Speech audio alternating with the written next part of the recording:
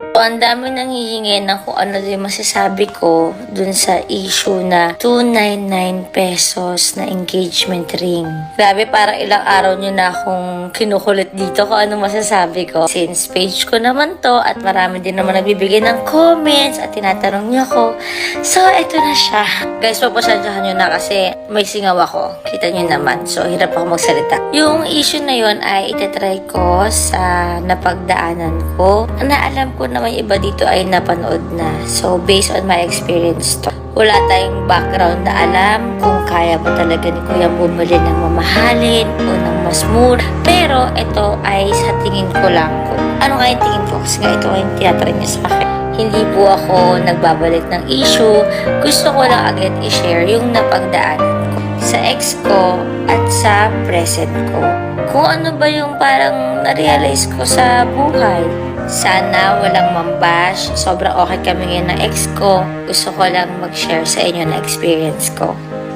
This is the first ring na binigay sa akin ng ex ko na super okay kami ngayon ni Rob. Gusto ko lang agad i-share. Ayoko na kahit anong bash. Please lang. Binili niya to sa New York and this is the promise ring. Yun ang tawag dito eh. The promise ring na never niya akong iiwanan. At pag chinek mo siya, totoong diamond siya. So, talagang mamahalin ko siya mga besi ko. Ayun. Sumunod naman na ring namin ay yung gold. Parehas kayo may ganito. Hindi ko alam kung natatago na pa sa kanya. Pero akin, tinago ko talaga dahil girl, gold siya girl. Sayang naman. At dito, makikita nyo na naka-engrave talaga yung pangalan niya. Ayan, nakalagay dyan, Rob Moya. Hindi ko makapakita sa inyo eh. Tapos nakalagay yung date. Ayan, naka-engrave kung kailan naging kami.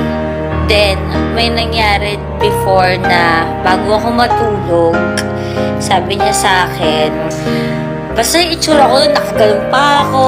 Tapos, suot ko pa yung shirt niya na pang basketball. Sa asado lang ako, wala akong bra. Subo ako sa dulo ng kanto ng kama namin. Sabi niya, may sabihin ako sa'yo eh. Kaso, wag na, bukas na lang. Parang, ano ba yun? Hindi ako makatulog. Alam mo na, bilang marites sa chismosa, hindi mo kayang makatulog ng ano ba yung gusto mo sabihin. Tapos, sabi niya sa akin, alam mo, doon naman din napapunta to. Alam mo, na-feel ko na, oh my God, nagpropose sa akin noong time na yun ng boyfriend ko, which is si Rob. Na-feel ko na parang, ha? Ito na yun! Then, nagulat ako. Nilabas niya to. Puro diamonds po to, mga besi ko. Mahal tong sing-sing na to. And heirloom siya. So, naipamana sa kanya ng mga kamag-anak niya. And until now, nasa akin pa rin po ito. Pinamana yun sa kanya ng mama niya. Napakaganda at napakasosyal at again napakamahal. At that time, I said no, hindi. Bakit ganito? Bakit ganito lang? Parang na-feel ko na hindi ako napatingin sa singsing kung maganda ba siya, kung mamahalin ba siya o hindi. Napatingin ako sa bakit walang nag-video? Pangalawa, kung ibang tao nga, nag-video eh. Ano pa kaya tayong mga vloggers, di ba? Gusto ko ba lang makapture moment? Pangatlo, parang random topic lang na bago ko matulog, bigla mong i-open. Pang-apat, wala man lang yung mga taong mahal ko sa buhay. Naramdaman ko na parang hindi pinaghandaan. Kaya parang nasabi ko na, wala man lang balloons. Kahit balloons. Then, nung tumagal, na-realize ko na hindi siya tungkol sa singsing, hindi siya tungkol sa hindi pinaghandaan. Siguro talaga ng mga panahon na yon ay hindi kami para sa isa't isa. At nakikita niyo naman na okay kami ngayon as magkaibigan. Mas better kami na nag-separate ways kami kasi mas nag-grow kami at mas nakilala namin isa't isa. Again, ulitin ko, sobrang mas nagustuhan ko yung relationship namin ng ex ko na si Rob noong time na naging magkaibigan kami.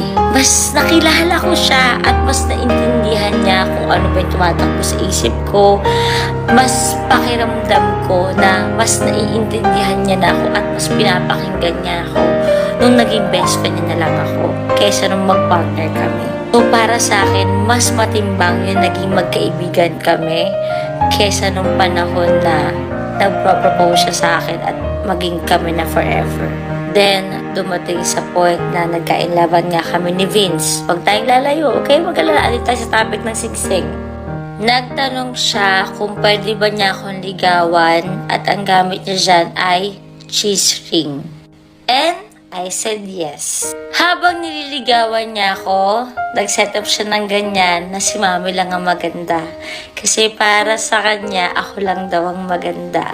This is Vince explaining na pasensya ka na, hindi ko pa kayang bumili ng mga mamahaling singsing at ito lang din ang kaya ko ulit ibigay sa'yo. Binibigyan niya ulit ako ng cheese ring.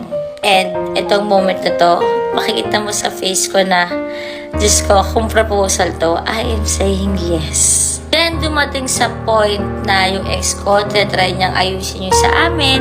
Nagbigay siya ng, ayan na, yung gusto ko na, yung balloons, may mga petals sa sasakyan, may flowers. And again, meron siya ulit na mamahalin na gold na singsing na ibinibigay sa akin kung pwede ba namin ayusin to. Pero, ang natanggap niya sa akin ay, fuck you! Hey! Parang ang gulo, no? Pero, nag-walk out ako. Ganun yung nangyari. At dumating na nga yung araw na nag-propose sa akin si Jowa kung pwede bang maging kami. Ito yon. Meron na siyang singsing, meron siyang balloons at pinaghandaan niya. Tinanong niya rin yung family ko, yung mga tao importante sa akin, kung okay lang ba sa kanila na tanungin ako kung pwede niya ba ako maging girlfriend. Ito yon.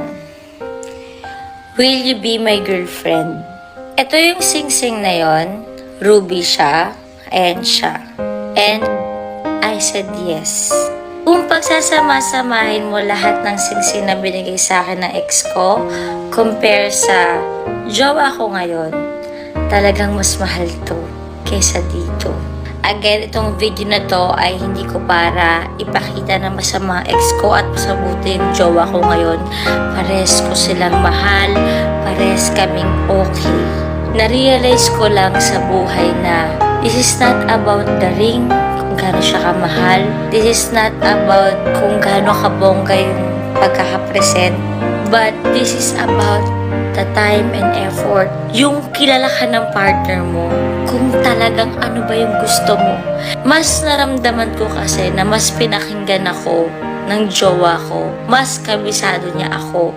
Alam niya na hindi importante sa akin ang singsing kung gaano kamahal. Hindi. Ang importante sa akin, yung nandun yung buong pamilya ko, na meron silang approval. Kasi ganun akong klaseng tao. Well, marami nagkasabi, baka naman kasi hindi kaya. So, iniisip niya, financial. Tayo mo nga, since hindi ka mabilan, ano para ba naman ang mag-engage kayo, bubuo kayo ng pamilya, hindi kaya. So, ang suggestion ko sa part na yan ay, bago kayo magkasal-kasalan, bago kayo mag-fiancé-fiancéyan, maging open kayo sa money nyo. And pinapractice namin talaga ni Vince na kung ano yung pera niya, ay pera ko din. Sa mga nakapanood ng videos na yan, si Vince lagi niyang na-explain, pasensya ka na, ito lang yung kaya ko. Kasi that time talaga, nung bumabawi pa rin siya ng pera niya, inuuna niya yung family niya kesa ako. Which is, I am good with that. Ang nakikita ko sa kanya ay plano. Nakakakita ako ng sincerity.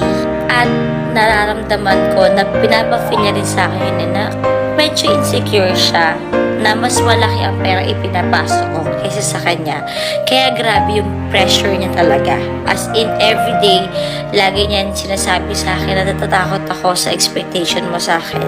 Hindi nag-work out yung sa amin ng ex ko, pero panghabang buhay ko itatago to. Dahil parte to ng buhay ko. Tsaka girl, mahal siya. Ayoko maging plastic. Ang pangit ng dating na parang pinagkumpara ko. But sa tingin ko, dito nyo mas maiintindihan kung saan ako nanggagaling. Kung bakit ganito yung opinion ko. Sa lahat ng lalaki dyan, guys, maniwala kayo, hindi siya dahil sa singsing. Hindi siya dahil sa singsing, promise. It's the time and effort na ibibigay niyo sa amin. Kung ma-feel ng babae na hindi mo pinaghandaan at bakit yan lang, ibig sabihin nun, matagal na siyang may hinanakit sa'yo. Matagal niya nang na-feel na I am not heard. Hindi niyo kami pinapakinggan. anong taon na, anong petsa na hindi mo pa rin ako kabisado. Siguro sa post na babae na ito lang ba talaga yung worth ko? Dapat ba ako mag-guilty? Hindi mo deserve mabash. Siguro kaya lang yung nangyari sa'yo, may pagkukulang ka. Ang may explain ng maayos, ng mas malalim kung bakit mo yung nafe-feel. Girl, ang luwag pa nga. Nandito pa siya sa gitna. Kung napafeel niya sa'yo na you are secured, meron tayong future, at naramdaman mong babae ka, syempre ang hinihingi niya ay kamay mo. Maglabas ng bata, day. Sirain ang katawan mo para dyan. Magsakripisyo. Pag na-feel mo na worth it siyang lalaki at naramdaman mo din kung anong worth mo sa kanya, hindi yun sa sing-sing. Dahil maniwala kayo sa akin, kahit bigyan ulit ako ni Vince ng cheese ring sa mismong araw na engagement namin, I swear, I will say yes. Pero kung isa kang babae na ginawa naman na lahat para sa'yo at ang tagal nyo na at tumingin ka talaga sa presyo ng sing-sing at alam mo namang kaya kanyang buhay in the future at ang mga anak ninyo, then isa kang babae na hindi dapat bigyan ng sing-sing ever. Dahil materialistic ang tao. Ang dapat sa'yo, maghanap ka ng sugar daddy. Hindi ng mga pangasawa. So, yun. Yun yung tingin ko sa 299 na engagement ring.